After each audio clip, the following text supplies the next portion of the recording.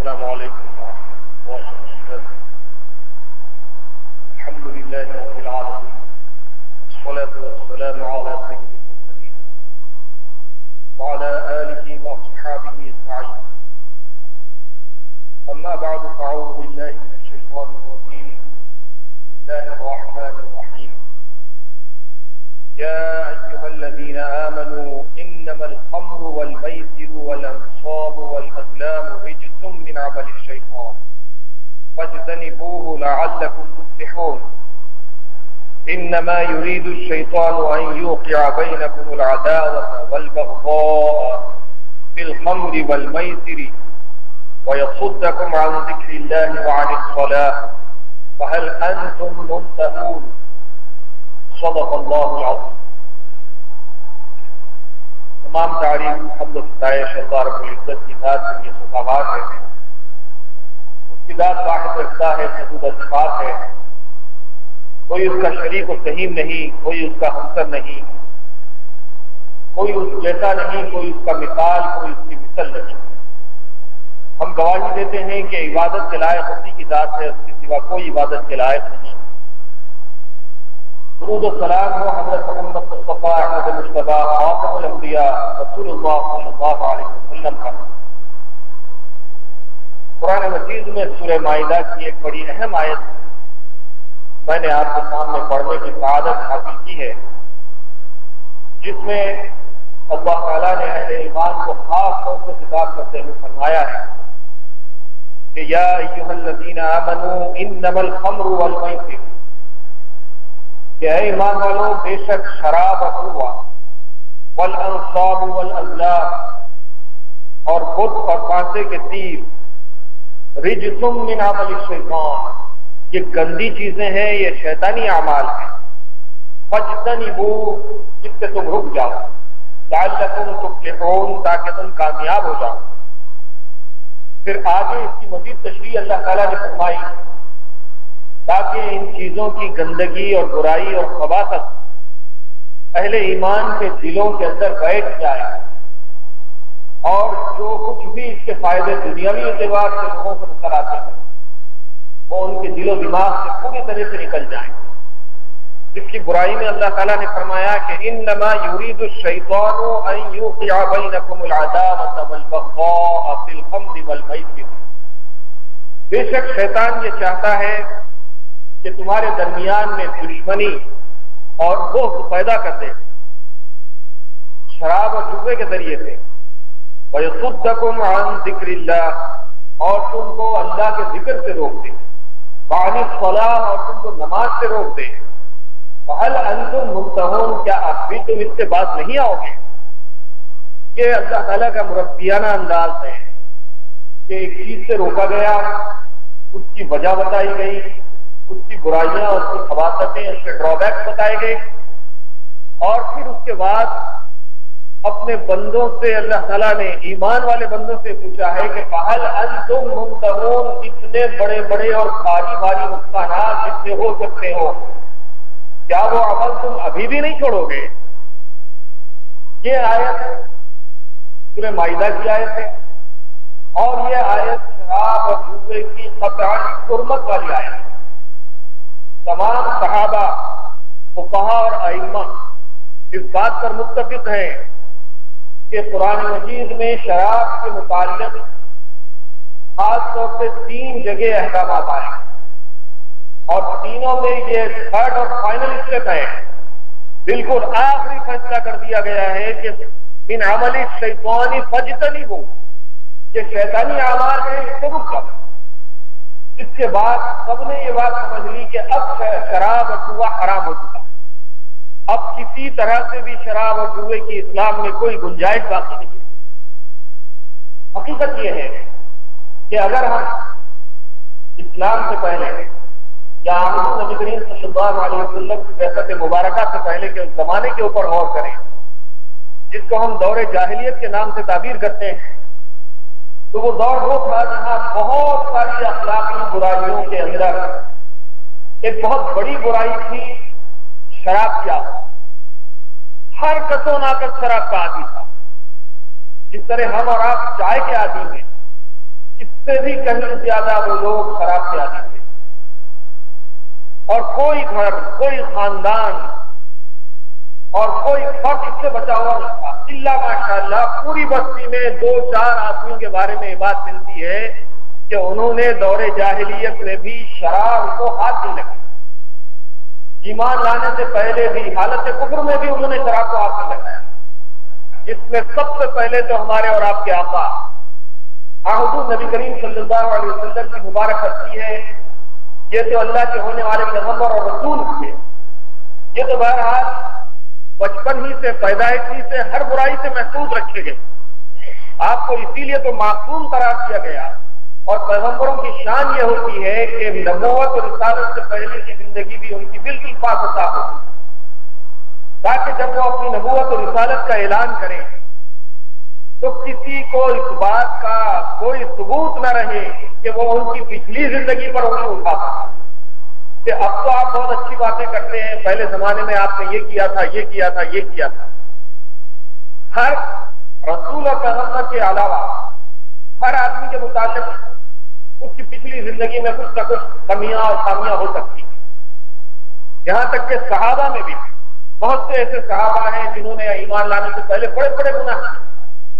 شراب کی، زنا کیا اور بدکاری کی، سودی کاروبار کیے اور لوگوں کو دھوکہ دیا، بہت ساری باتیں ان کی زندگیوں میں ملتی ہیں، لیکن بہرحال ایمان پچھلے تمام گناہوں کا کفارہ ہو جاتا ہے، ان کے تمام پچھلے گناہ معاف کر دیے گئے۔ لیکن پھر بھی اگر پچھلی زندگی کو نظر ڈالے جائے تو اس کا تذکرہ ضرور ملے گا کہ انہوں نے فلاں وقت میں فلاں کام کیا تھا،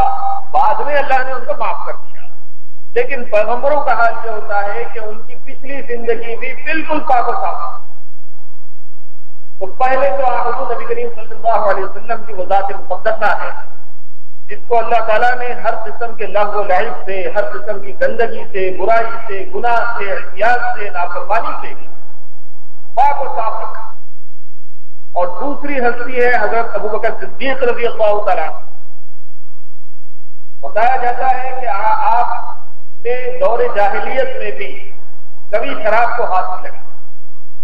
اور تیسری ہستی ہے حضرت عثمان غنی رضی اللہ تعالیٰ، کہ حضرت عثمان نے بھی دور جاہلیت میں بھی کبھی شراب کو ہاتھ نہیں لگا۔ یہ وہ ہستیاں ہیں جنہوں نے جاہلیت کے زمانے میں بھی اور اس زمانے میں بھی جبکہ اسلام آ چکا تھا، حضور صلی اللہ علیہ وسلم کی نبوت اور رسالت کا اعلان ہو چکا تھا، لوگ اسلام قبول کر رہے تھے، نماز کے احکام آ چکے تھے، لیکن ابھی شراب کی حرمت کا حکم نہیں آیا۔ تو پرانی عادت کے مطابق کچھ لوگ شراب پیا کرتے تھے، اسی حالت میں نمازیں بھی پڑھا کرتے تھے۔ تو ایسے زمانے میں بھی ان حضرات نے کبھی شراب کو ہاتھ نہیں لگایا۔ جب یہ حالات پیش آئے تو ہوتا یہ تھا کہ وقتاً فوقتاً لوگوں کے درمیان میں شراب کے دور چلتے تھے، محفلیں منعقد ہوتی تھیں، لوگ جمع ہوتے تھے اور بڑی بڑی بھاری بھاری شراب پی اور پلائی جاتی تھی، اور لوگ شراب پی کر نشے میں دھت ہو جاتے تھے، اور اس حالت میں وہ لوگ غریبوں کو بہت کچھ نوازتے بھی تھے، انعام و اکرام سے نوازتے تھے، خیر خیرات کرتے تھے، جوش میں آتے تھے اور لوگوں کو جو ہے بہت کچھ دیا بھی کرتے تھے۔ اسی لیے عرب سوسائٹی میں شراب نہ پینے والے کو بہت کنجوس سمجھا جاتا تھا، ارے یہ تو بڑا کنجوس آدمی ہے، نہ شراب پیتا، نہ پلاتا، نہ کسی کو دیتا۔ اور پیسے والے لوگ، سردار جو تھے، مال والے لوگ جو تھے، وہ شراب پیتے تھے، نشے میں دھت ہوتے تھے اور جوش میں آ کے لوگوں کو بہت کچھ نوازتے بھی تھے، کیونکہ حالت نشے میں لوگوں کو خیر خیرات بھی کرتے تھے، غریبوں کا فائدہ بھی ہوتا تھا، اس لیے بعض لوگ اس کو اچھا بھی سمجھتے تھے، کوئی غریبوں کا فائدہ ہو رہا آپ کا کیا جانا۔ جیسا آج بھی بہت سارے حرام کام کر کے لوگ جوش میں آ کے لوگوں کو بہت کچھ دیا کرتے ہیں، انعام و اکرام سے نوازتے ہیں۔ جیسا ہمارے درمیان میں کوئی شادی ہو رہی، ولیمہ ہو رہا اور بینڈ سے باجا آیا، اب باجے کے ساتھ ناچ رہے ہیں، پٹاخے چھوڑے جا رہے ہیں، سامنے کوئی نوکر آیا، صاحب کو سلام کر دیا، اس کو 100 دن ہوتے، کوئی اور آ گیا سامنے، اس کو پیسے دے دیے، باجے والوں کو پیسے دے دیے، ناچنے والوں کو پیسے دے دیے، گانے والوں کو پیسے دے دیے، وہ لوگ بھی خوش ہوتے اور جوش میں آتے اور ناچتے اور ہنگامہ ہوتا۔ پوچھے جانے پر یہ کہا جاتا ہے کہ بھائی ٹھیک ہے ایک برائی تو ہم کر رہے ہیں، لیکن دیکھو کتنے غریبوں کو ہم پیسے، کتوں کی مدد ہو گئی، کتوں کو روزگار مل گیا۔ اسراف کے بہت سے کاموں میں روزگار بھی ملتا ہے لوگوں کو، انعامات بھی ملتے ہیں لوگوں کو۔ بس ایسا ہی حال ان عرب لوگوں کا تھا جو پیتے بھی تھے، لوگوں کو نوازتے بھی تھے، اور نہ پینے والوں کو کہتے تھے کہ یہ تو بڑا کنجوس آدمی ہے، کسی کو دیتا بھی نہیں، پیتا بھی نہیں، پلاتا تھا۔ یعنی اپنی سوسائٹی کا وہ بیکورڈ آدمی سمجھا جاتا ہے۔ تو سوسائٹی مینٹین کرنے کے لیے جیسا ہم لوگوں کو عادت ہے کہ اب لوگ کیا کر رہے ہیں وہ ہم بھی کرنا چاہتے ہیں، ہر آدمی کرنا چاہتا ہے۔ اس وقت زمانے میں کیا چل رہا ہے، شادیاں جیسی ہو رہی ہیں ہم بھی ایسی شادی کریں، مکانات کیسے بنائے جا رہے ہیں ہم بھی ایسی مکان بنائیں، لباس کیسا پہنا جا رہا ہے ہم بھی ایسے لباس پہنیں گے، یہاں تک کہ عبادتوں میں بھی اسی کا اہتمام۔ رمضان آیا، فلاں جگہ کیسی افطار پارٹی ہوئی ہم بھی ویسی افطار پارٹی کریں گے، فلاں جگہ کیسی حلیم بنائی گئی ہم بھی ویسی حلیم بنائیں گے، فلاں جگہ شب برات میں کیسا جلسہ ہوا ہم بھی ایسے ہی جلسہ کریں گے۔ دیکھا دیکھی کرنے کی لوگوں کو عادت ہے، اور یہ انسان کے اندر شروع سے عادت ہے کہ لوگوں کو دیکھ کے کرتے۔ جو زمانے میں اب چل رہا ہے، فلاں جگہ کیسا ہوا، فلاں صاحب کیسا کرے، پیسے والے لوگ کیسا کرتے ہیں، اس کو مثال بنا کے ہر آدمی اسی کے نقش قدم سے چلنے کی کوشش کرتا ہے۔ تو دور جاہلیت کے عربوں میں بھی یہی حال تھا کہ پیتے پلاتے تھے، داد و دہیج سے لوگوں کو نوازا کرتے تھے، اور نہ پینے والوں کو برا سمجھتے تھے، بیکورڈ، پسماندہ اور سوسائٹی کا بہت ہی پیچھے رہنے والا آدمی سمجھا جاتا ہے۔ یہ ایک چیز، اور عادت بہت عام تھی، لوگ شراب کے ذخیرے رکھتے تھے، اسٹور کر کے رکھتے تھے،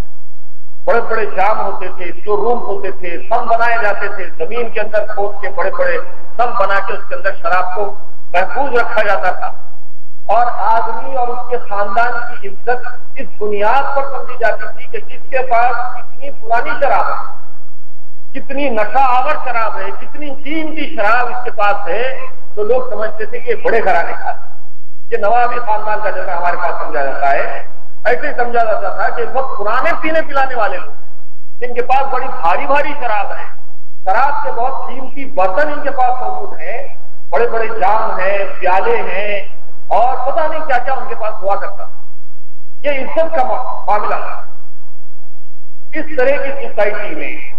جب اسلام آیا اور اسلام کا مزاج پاکی، طہارت، شرافت کی بنیاد پر تھا، تو بہرحال جن لوگوں کو اللہ تعالیٰ نے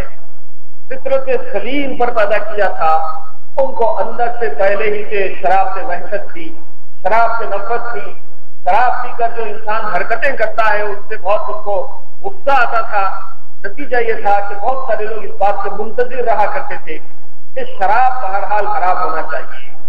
اور اس بات کا بھی ان لوگوں کو علم تھا کہ پچھلی شریعتوں میں شراب حرام، تو شریعت اسلام کے اندر بھی شراب کو حرام ہونا چاہیے۔ چنانچہ ایک مرتبہ دیکھا گیا کہ ابھی لوگ ایمان تو لا رہے ہیں، نماز اور روزے اور زکات کے پابند تو ہو رہے ہیں،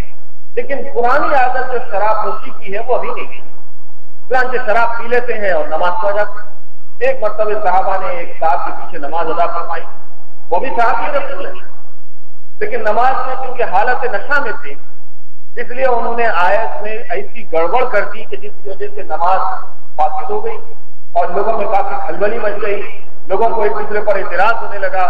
اور یہ شکایت ہوتے ہوتے حضور نبی کریم صلی اللہ علیہ وسلم کے دربار میں پہنچ گئی۔ لوگ آ کر پوچھنے لگے کہ اللہ کے رسول آپ شراب کے بارے میں کیا حکم ہے، آپ بیان فرمائیں۔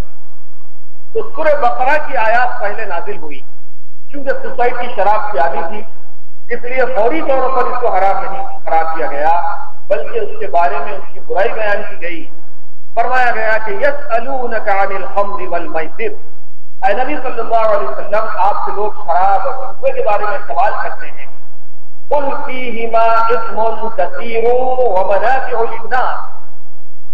آپ لوگوں سے کہہ دیجئے کہ اس کے اندر اثم کثیر، بہت بڑے بڑے گناہ ہیں،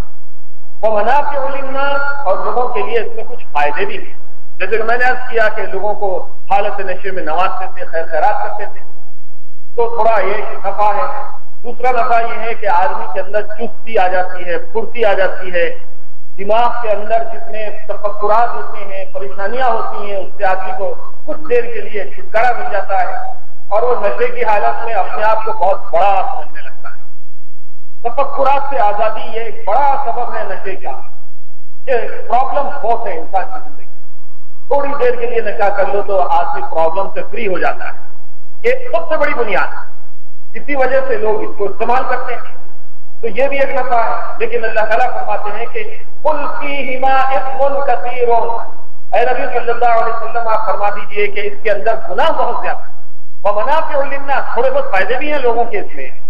لیکن حقیقت کیا ہے؟ وَإِثْمُهُمَا أَكْبَرُ مِن نَفْعِهِمَا، لیکن اس کے جو گناہ ہیں، جو برائیاں ہیں، وہ اس کے نفعوں سے کہیں زیادہ ہے. یہ پہلا اسٹیپ تھا. شراب کے بارے میں اس کی برائی بیان کی گئی کہ اس کے اندر برائیاں زیادہ ہیں اور نفع بہت کم ہے.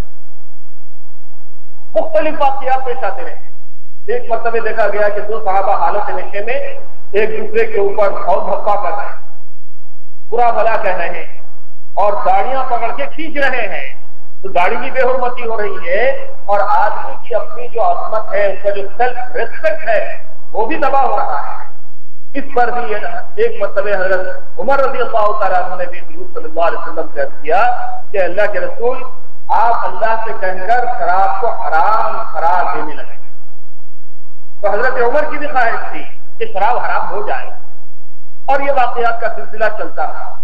یہاں تک کہ جب نماز کے بارے میں غلطیاں ہوئیں تو پھر اللہ تعالیٰ نے دوسری آیت نازل فرمائی کہ یا ایھا الذین آمنوا لا تقربوا السکارى لا تقربوا الصلاة وانتم سکارى حتی تعلموا ما تقولون. اے ایمان والو، جب تم حالت نشے میں ہو تو نماز کے قریب بھی مت، یعنی نماز کے اوقات میں شراب مت پیو. اب یہ پارشل حرام ہونا، ایک وقت ایسا ہے جس میں نمازیں بہت قریب قریب آ جاتی ہیں اور شام کے اوقات میں ہی زیادہ تر شراب پی جاتی ہے. مغرب سے کچھ پہلے یہ وہ اوقات ہوتے ہیں جس میں آدمی کو کچھ نہ کچھ ریکریشن، انٹرٹینمنٹ کی ضرورت پڑتی ہے. دن بھر کا تھکا ہوا آدمی شام کے اوقات میں تھوڑا فری ہونا چاہتا ہے اور وہ مختلف چیزیں استعمال کرتا ہے، اسی میں شراب بھی ہے. تو اب اللہ تعالیٰ نے نماز کے اوقات میں شراب کو حرام کر دیا اور فرمایا کہ دیکھو، نماز جب پڑھنے کا وقت آ جائے تو شراب کے قریب مت جاؤ. لا تقربوا الصلاة وانتم سکارى، جب حالت نشے میں ہو تو نماز کے قریب مت جاؤ. تو اب کیا ہوا؟ اثر ہے، مغرب ہے، عشاء ہے. اور اس زمانے میں آج کی طرح لوگ 2-3 بجے رات تک ہماری طرح نہیں جاگتے. مغرب ہوئی اور لوگ سونے کے لیے تیار ہو جاتے. عشاء کی نماز بھی بڑی بھاری معلوم ہوتی تھی لوگوں کو، وہ جلد سے جلد پڑھ کے سونے کی کوشش کرتے تھے. تو اب نشے کو انجوائے کرنے کا جو ٹائم تھا وہ یہی اثر اور عشاء کے درمیان کا تھا. اس میں اللہ تعالیٰ نے ٹائٹ کر دیا اور فرمایا کہ لا تقربوا الصلاة وانتم سکارى، نماز کے اوقات جب آ جائیں تو پھر تم کو شراب نہیں پینا چاہیے، حالت نشے میں نماز کے قریب مت جاؤ. یہاں تک کہ تم کو ہوش آ جائے اور تم کو یہ معلوم ہو کہ تم اپنے منہ سے کیا کہہ رہے ہیں، جو بات کر رہے ہو اس کا تم کو شعور آ جائے، یعنی نشہ اتر جائے تو پھر نماز پڑھو. تو صحابہ کرام سب کچھ کر سکتے تھے لیکن نماز نہیں چھوڑ سکتے. ہم لوگ سب کچھ کر سکتے ہیں لیکن نماز نہیں پڑھ سکتے. ہمارا ان کا معاملہ یہ ہے کہ ہم ہر کام کرتے ہیں لیکن نماز پڑھنا بہت مشکل ہے. کوئی کام درمیان میں آ جاتا ہے تو نمازیں ہماری چھوٹ جاتی ہے. لیکن ان کا حال یہ تھا کہ کوئی کام درمیان میں آ جاتا تو وہ کام چھوڑ دیتے تھے لیکن نماز پڑھتے تھے. تو بہت سے صحابہ نے اس حکم کے بعد خود بخود شراب کو چھوڑ دیا. اب رہ گئے ٹائمنگ فجر سے ظہر تک یا ظہر سے عصر تک. یہ اوقات میں عام طور پر بھی لوگ شراب نہیں پیتے اور بہت کم موقع رہ گیا شراب کے پینے کا. تو یہ سیکنڈ اسٹیپ تھا شراب کی ہونا. پھر اس کے بعد یہ ہوا کہ اب لوگوں کے اندر تھوڑی عادت ہو گئی اور لوگوں کے اندر شراب کی برائی کا احساس پیدا ہو گیا اور اب پوری سوسائٹی اور سماج اس بات کے لیے تیار ہو گیا کہ شراب کو اب قطعاً حرام کر دیا جائے. فائنل احکام جب آ جائیں تو لوگ فوری شراب کو چھوڑ دیں. اس کے بعد پورے مائدہ یہ آیت 8 ہجری میں نازل ہوئی، جبکہ حضور صلی اللہ علیہ وسلم مدینے میں تھے اور مدینے کا معاشرہ بھی ایسے ہی تھا، چاہے مکہ ہو یا مدینہ ہو، ہر جگہ اسی دام تھی. جب یہ آیت نازل ہوئی یا ایھا الذین آمنوا انما الخمر والمیسر والانصاب والازلام رجس من عمل الشیطان، کہ اے ایمان والو، بے شک شراب، جوا اور بت اور پانسے کے تیر رجسم من عمل شیطان، یہ گندی چیزیں ہیں، یہ شیطانی عمل، فاجتنبوہ، اس سے برک جاؤ، لعلکم تفلحون، تاکہ تم کامیاب ہو جاؤ، فلاح پا جاؤ۔ پھر اس کے بعد اللہ تعالیٰ نے اس کی مزید تشریح فرمائی کہ انما یرید الشیطان ان یوقع بینکم العداوۃ والبغضاء، بے شک شیطان یہ چاہتا ہے کہ تمہارے درمیان میں دشمنی اور بغض اور نفرت کو بڑھاوا دے،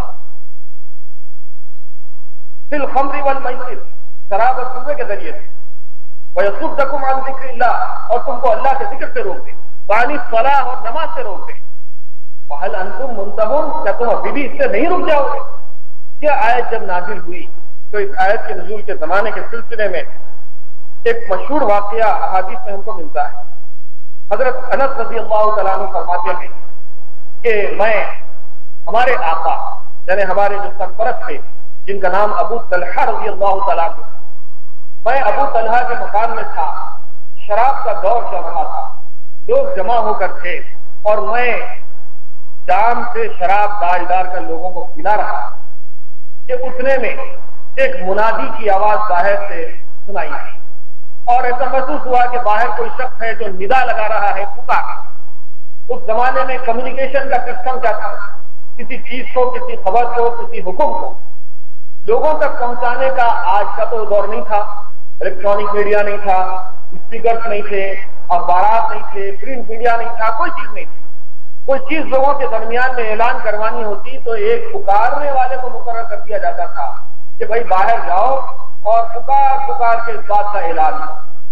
چند دن ابھی بھی آٹو وغیرہ میں آج بھی صبح آپ نے سنا ہوگا کہ اپنے لائٹ کے بل داخل کر دیجیے، ذکر حال میں کاؤنٹر کھلا ہوا ہے ورنہ لائٹ کاٹی جائے گی۔ آج بھی یہ سسٹم ہے، یہ بھی ندا ہے۔ ایسے ہی ایک منادی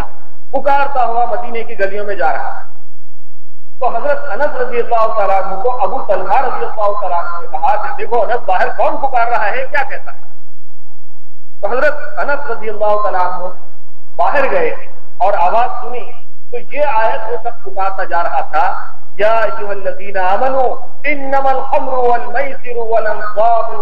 والازلام رجس من عمل الشیطان فاجتنبوہ لعلکم تفلحون۔ یہ آیت سنی اور آ کر حضرت ابو طلحہ سے کہا کہ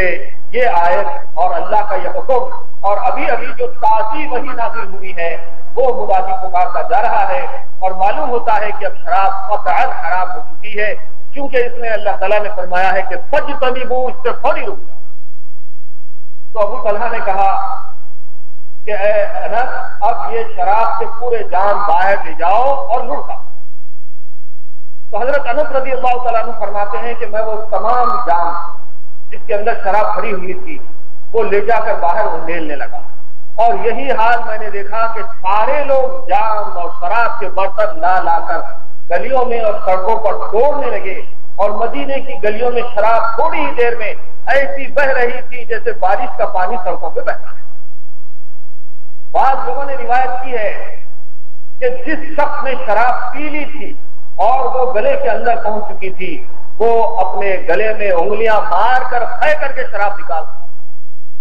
جس شخص کے منہ میں شراب کھیل رہی تھی اس کی شراب پھر گلے کے نیچے نہیں اتر پائی، جس شخص نے اپنا شراب کا برتن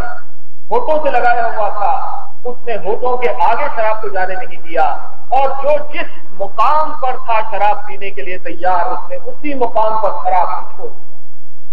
یہ اللہ کا حکم جب نازل ہوا تو شراب کو بالکل حرام کر دیا گیا اور لوگوں نے شراب کو چھوڑ دیا۔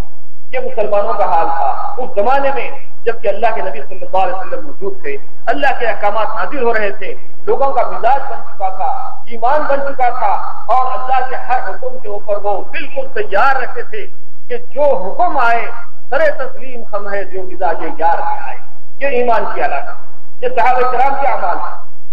حاضرین کرام، وہ دور کو تو ہم ہمیشہ کتابوں میں پڑھتے رہتے ہیں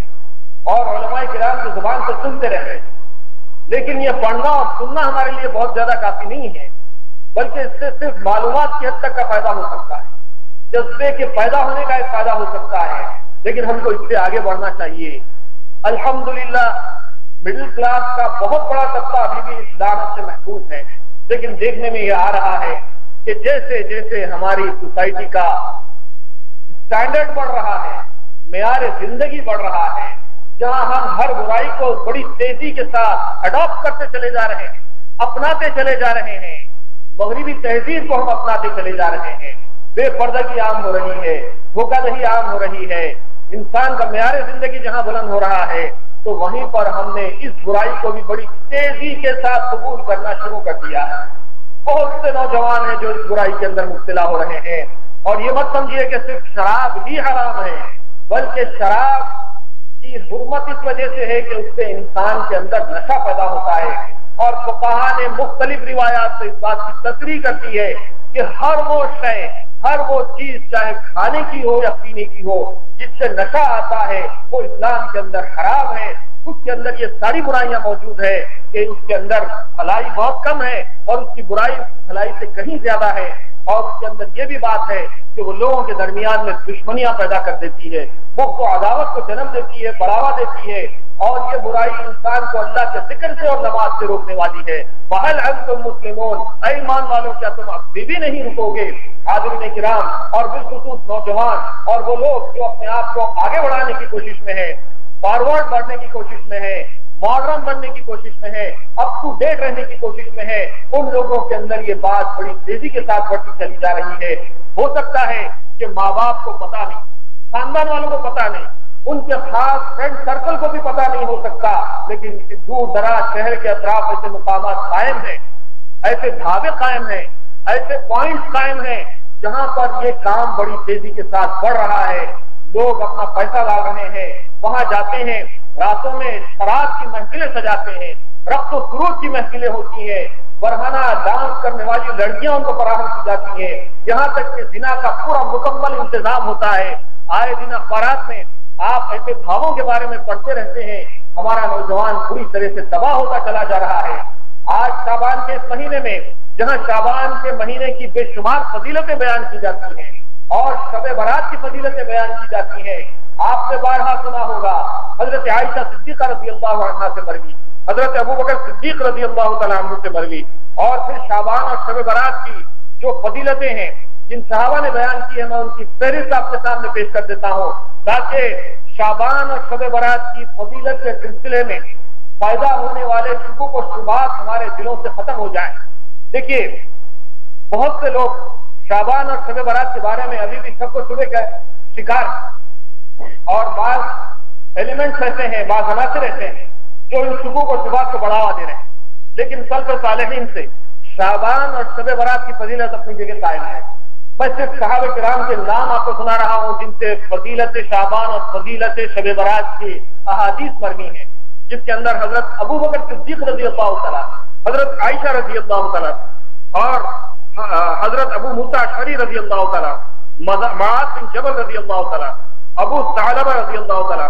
کثیر بن مرہ رضی اللہ تعالیٰ، ابو ہریرہ رضی اللہ تعالیٰ، عوف بن مالک رضی اللہ تعالیٰ، عثمان بن العاص رضی اللہ تعالیٰ، علا بن حارث رضی اللہ عنہ، یہ وہ صحابہ ہیں جن سے صحیح احادیث کی روایات جن محدثین نے اپنی کتابوں میں درج کی ہیں، اس میں تفسیر کی کتابوں میں تفسیر طبری ہے، تفسیر قرطبی ہے، تفسیر ابن کثیر ہے، اور ابن ماجہ ہے، یہ اور ترمذی، یہ حدیث کی کتابیں ہیں، اور مسند احمد ہے۔ یہ کتابوں میں ان ائمہ نے شب برات اور شعبان کی فضیلت سے متعلق بہت سی روایات درج کر کے یہ بات کو ثابت کیا ہے کہ اللہ کے رسول صلی اللہ علیہ وسلم شعبان کے اس مہینے میں کثرت سے روزے رکھا کرتے تھے، اور جب آپ سے پوچھے جانے پر آپ نے فرمایا کہ اے عائشہ، یہ وہ مہینہ ہے جس سے بہت سارے لوگ غفلت کا شکار ہیں، اور یہ مہینہ رجب اور رمضان کے درمیان کا مہینہ ہے، اس میں لوگوں کے اعمال اللہ رب العزت کے دربار میں پیش کیے جاتے ہیں، اور میں یہ چاہتا ہوں روزوں کی کثرت کے ذریعے سے کہ جب میرے اعمال اللہ کے حضور پیش کیے جائیں تو میں حالت روزے میں رکھوں۔ پھر شعبان کی 15ویں تک کا بھی یہی معاملہ ہے۔ بی بی عائشہ رضی اللہ عنہا فرماتی ہیں کہ ایک شب میں نے دیکھا کہ حضور صلی اللہ علیہ وسلم میرے بستر سے اٹھے اور باہر تشریف لے جانے لگے۔ مجھے شک ہوا کہ کہیں آپ کسی اور زوجہ کے پاس تو تشریف نہیں لے جا رہے، اس لیے میں بھی اٹھی اور حضور صلی اللہ علیہ وسلم کا میں نے پیچھا کیا، تو میں نے آپ کو بقیع میں پایا۔ وہاں پر جب میں نے آپ کو دیکھا میں واپس آ گئی۔ پھر حضور صلی اللہ علیہ وسلم جب واپس آئے تو میں نے پوچھا کہ اللہ کے رسول، آپ آج غیر معمولی آدھی رات کو اٹھ کر جنت البقیع میں گئے، کیا وجہ ہے؟ تو آپ صلی اللہ علیہ وسلم نے فرمایا کہ یہ وہ شب ہے جس میں لوگوں کے اعمال اللہ کے حضور پیش کیے جاتے ہیں، اور اب بنو کل کی بکریوں کے بالوں سے زیادہ مقدار میں لوگوں کی بخشش و مغفرت ہوتی ہے۔ اور میں یہ چاہتا تھا کہ اس موقع پر اپنے ان مرحومین کے حق میں دعائے خیر کروں جو اس دنیا سے جا چکے ہیں۔ ایسی بہت سی روایات ہم کو ملتی ہیں جس سے پتہ چلتا ہے کہ شعبان کی 15ویں شب کو اللہ تعالیٰ خود آسمان دنیا پر نزول فرماتے ہیں اور ندا لگائی جاتی ہے کوئی بخشش و مغفرت کا طلب کرنے والا کہ اس کے گناہوں کو معاف کر دیا جائے، ہے کوئی رزق کا طلب کرنے والا کہ اس کو رزق دیا جائے، ہے کوئی فلاں فلاں فلاں مانگنے والا کہ اس کو مانگ پوری کر دی جائے۔ اس طرح سے صبح تک ندا لگائی جاتی ہے۔ تو اس سے یہ بات ثابت ہوتی ہے کہ شب برات میں جاگنا، اللہ کی عبادت اپنے مقدور بھر کر، زبردستی رات بھر جاگنا ضروری نہیں۔ یہ ساری فضیلتوں کے درمیان میں جو ہماری گفتگو تھی اس کا لنک یہ ہے کہ اللہ کے رسول صلی اللہ علیہ وسلم نے ایک روایت یہ بھی فرمایا کہ اتنی کثرت سے لوگوں کو معاف کیا جاتا ہے، لیکن بت پرست، شرابی، زناکار اور ماں باپ کا نافرمانی کرنے والا اور بغض اور حسد کرنے والا، یہ وہ لوگ ہیں جن کی بخشش و مغفرت شب برات میں بھی نہیں ہوتی۔ اس لیے اس موقع پر ہم نے اس بات پر زور دیا ہے کہ ہمارے سماج میں جو بہت ساری برائیاں ہیں، اس میں سود خوری، شراب خوری، جوے بازی، یہ بہت بڑی برائیاں ہیں، اور زناکاری اور لوگوں کو مختلف طریقے سے زنا کے اندر مبتلا کیا جانا، یہ ایسی بڑی برائیاں ہیں سماج کی کہ اس کے رہتے ہوئے نہ ہمارے لیے شب برات کام آ سکتی ہے، نہ شب معراج کام آ سکتی ہے، نہ شب قدر کام آ سکتی ہے، نہ رمضان المبارک کا مہینہ کام آ سکتا ہے۔ نیکیاں کر لینا تو بہت آسان ہے، لیکن برائیوں سے بچنا بہت مشکل کام ہے۔ اس لیے جہاں ہم نماز پڑھنے کی تیاری کر رہے ہیں، جہاں ہم تراویح کی تیاری کر رہے ہیں، جہاں ہم روزوں کی تیاری کر رہے ہیں، جہاں ہم شب برات کا اہتمام کر رہے ہیں، وہیں مسلمانوں پر یہ بات بھی بہت ضروری اور لازم ہے کہ جن چیزوں کو اللہ اور اس کے رسول نے شریعت میں حرام قرار دیا ہے اس سے بچنے کی بھرپور کوشش کریں۔ جب تک کہ ہم پرہیز نہیں کریں گے تو دوا کا کوئی اثر ہونے والا نہیں ہے۔ کرتے نہیں پرہیز، دوا کھاتے۔ آج بہت سارے لوگ پریشان دکھتے ہیں کہ ملکہ ہماری دعا کیوں قبول نہیں ہوتی، ہمارا فلاں کام کیوں نہیں بنتا۔ تو اس میں بہت سارے ایسے ہی فیکٹرز ہیں کہ ہم بہت سے حرام سے بچنے کی کوشش نہیں کرتے۔ ضرورت اس بات کی ہے کہ ان موقعوں پر ہم اور آپ اللہ کے حضور توبہ و استغفار کریں، اور میری اپنی ذات کے اندر پائی جانے والی برائیوں کو میں دور کرنے کی کوشش کروں، انڈیویجولی، انفرادی طور پر۔ یہ نہیں ہونا چاہیے کہ جب ہم کوئی بیان سنیں، کوئی آیات سنیں، کوئی احادیث سنیں، کوئی فضیلت کی بات سنیں اور کوئی ڈراوا سنیں تو ہماری نظریں لوگوں کو تلاش کرنے نہ لگیں۔ ہماری عادت کیا ہے؟ جب کوئی بات سنتے ہیں تو دوسروں کے بارے میں ارے فلاں شراب پیتا تھا، فلاں زنا کرتا تھا، فلاں سود کھاتا تھا، ہم لوگوں کے بارے میں سوچتے ہیں۔ ہونا یہ چاہیے کہ ہم اپنے بارے میں سوچیں، کیونکہ ہر آدمی اپنی ذات کا ذمہ دار ہے۔ قرآن مجید میں آتا ہے کہ لا تسألون ما كانوا يعملون ولا تسألون عما كانوا يعملون، کہ تم لوگوں سے دوسرے لوگوں کے بارے میں نہیں پوچھا جائے۔ ایک عالم دین نے مثال دی کہ آپ امتحان میں بیٹھے ہوئے ہیں اور پرچے سوالات آپ کے سامنے ہیں اور آپ کو سوال پڑھنا ہے، اس کا مناسب جواب لکھنا ہے۔ آپ کو سوال کا جواب تو لکھنے آ نہیں رہا ہے، بلکہ آپ یہ لکھ رہے ہیں کہ سامنے والا چیٹنگ مار رہا، پیچھے والا چٹھی دیکھ کے لکھ رہا، بازو والا یہ کر رہا، اور دائیں بائیں کے لوگوں کے سارے احوال لکھ رہے ہیں، لیکن جو سوال ہے اس کا جواب آپ نہیں لکھ رہے ہیں۔ تو ایسے کینڈیڈیٹ کا رزلٹ کیا آنے والا ہے آپ اچھی طرح سے سمجھ سکتے ہیں۔ ہمارا حال یہی ہے کہ ہم اپنی فکر نہیں کرتے اور دوسروں کے بارے میں ساری معلومات ہم کو ہیں، لیکن کچھ اگر نہیں معلوم ہے تو اپنے بارے میں کچھ نہیں معلوم، اور ہم سمجھتے ہیں کہ ہم تو بہت نیک ہیں، ہم تو سیدھا جنت میں جانے والے ہیں۔ اس موقع پر چاہے شب برات کا ہو، رمضان کا ہو، شب قدر کا ہو، کوئی موقع کیوں نہ ہو، ہم کو چاہیے کہ ہم اپنی ذات کی فکر کریں، اور ہم میں اگر کسی قسم کی کوئی برائی ہے تو اس کو دور کرنے کی کوشش کریں، اللہ کے حضور توبہ استغفار کریں، گناہوں سے بچیں۔ حاضرین کرام، شراب بہت بری چیز ہے۔ اللہ کے رسول صلی اللہ علیہ وسلم نے فرمایا کہ قیامت کے دن شراب خور کو ایک مشروب پلایا جائے گا، اور اس کے بارے میں بتایا گیا کہ وہ مشروب صرف شراب خوروں کو قیامت کے دن پلایا جائے گا۔ صحابہ کرام نے پوچھا کہ وہ ان لوگوں کو کیوں پلایا جائے گا اور اس کی کیا خوبی ہوگی؟ تو آپ نے فرمایا کہ وہ مشروب وہی ہوگا جو جہنمیوں کے زخموں سے نکلنے والا لہو اور پیپ ہوگا اور ان کا پسینہ ہوگا، وہ شراب خوروں کو پلایا جائے گا۔ ایک روایت میں آیا ہے کہ شراب خور کو قیامت کے بعد اگر وہ جنت میں بھی چلا جائے گا تو ہمیشہ کے لیے اس کو جنت کی شراب طہور سے محروم کر دیا جائے گا۔ اگر وہ اپنے گناہوں کو بھگتنے کے بعد اس کا عذاب پورا ہونے کے بعد وہ جنت میں بھی چلا جائے گا تو جنت کی شراب سے اس کو محروم کر دیا جائے گا۔ اور بھی بہت سی برائیاں اور وعیدیں احادیث کے اندر بیان کی گئی ہیں۔ ہونا یہ چاہیے کہ ہم اور آپ نہ صرف شراب بلکہ شراب جیسی ہر نشہ اور چیز سے محروم۔ لوگ بظاہر شراب تو نہیں پیتے، لیکن کسی کو چرس کی عادت، گانجے کی عادت ہے، تمباکو کی عادت ہے، اور گٹکا تو بہت عام ہو چکا۔ یہ ایسا بہت برا زہر ہے جو انسان کے دین اور ایمان کو بھی تباہ کرتا ہے، اس کی زندگی اور جوانی کو بھی تباہ کرتا ہے، اس کی صحت کو بھی تباہ کر کے رکھ دیتا ہے۔ کتنے لوگ ہیں، اور اس میں کم پڑھے لکھے لوگ بہت زیادہ ہیں، اور کچھ ایسے پیشے ہیں جس سے وابستہ لوگ اس کے اندر بہت زیادہ ہیں۔ اس میں میں نے کم از کم یہ دیکھا ہے کہ ڈرائیور لوگ گٹکے کے بہت زیادہ ہیں، اور اسی طرح مزدور پیشہ لوگ، لیبوریس کام کرنے والے لوگ اس کے اندر بہت زیادہ مبتلا ہیں۔ کچھ پڑھے لکھے لوگ بھی ہیں جو گٹکے کے عادی ہیں۔ حاضرین کرام، گٹکا بھی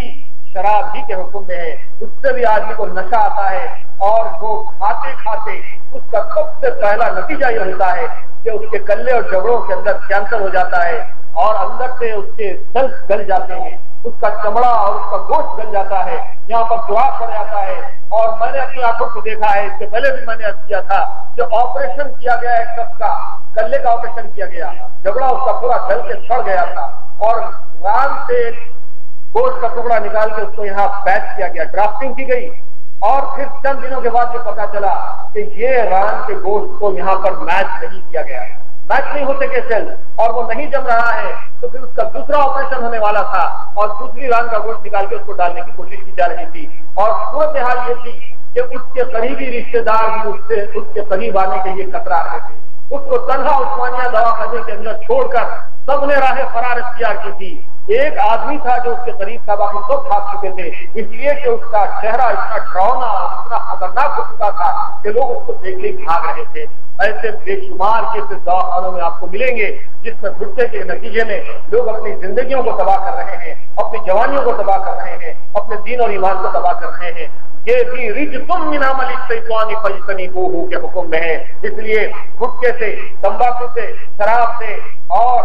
برائیوں سے انسان کو رکنا چاہیے۔ تب کہیں جا کر شب برات بھی ہمارے لیے مبارک ہے، رمضان بھی ہمارے لیے مبارک ہے، شب قدر بھی ہمارے لیے مبارک ہے۔ اللہ تعالیٰ سے دعا ہے کہ اللہ تعالیٰ ہم سب کو گناہوں سے بچنے کی توفیق عنایت فرمائے، برائی سے بچنے کی توفیق عنایت فرمائے، شرک سے بچنے کی توفیق عنایت فرمائے، اور وہ تمام برائیاں جو شب برات کی دعاؤں کی قبولیت سے رکاوٹ بنتی ہیں